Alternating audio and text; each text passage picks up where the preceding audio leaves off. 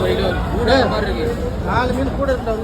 1 kilo கூட இருக்கு. அதே மாதிரி இது வந்து பார்க்குற ஹாய் மக்களே, எல்லாருக்கும் வணக்கம். இன்றைக்கி நம்ம என்ன வீடியோ பார்க்க போகிறோம் அப்படின்னா, இப்போ நம்ம கையில் வச்சுக்க இந்த ஒரு மீனை பாருங்கள். பாறை மீன் மாதிரி இருக்குங்க. ஆனால் இது வந்து காரால் மீனுங்க. என்னடா இவ்வளோ பெரிய காரால் மீன் எப்படா வரும் அப்படின்னு சொல்லி நிறைய பேருக்கு சந்தேகங்கள் இருக்கும். ஸோ கடலுக்கு போகிறவங்கள பார்த்தீங்க அப்படின்னா இந்த மாதிரியான காராவை பார்த்துருக்கும் வாய்ப்புண்டுங்க.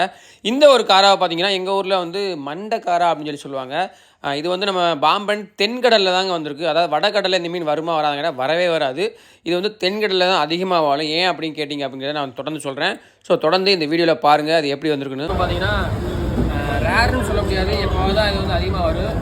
இன்றைக்கி வந்து வந்திருக்கு. இது வந்து மண்டைக்காரா, காரா மீன்லேயே வந்து பெரிய சைஸு. இந்த ஒரு 3 மீனுமே பார்த்தீங்கன்னா ஒரு 1 கிலோ வரும் போல். 3 காரா மீன் வந்து 1 கிலோ வருது. இப்போ தான் நான் ஃபஸ்ட் டைம் பார்த்துருக்கேன்.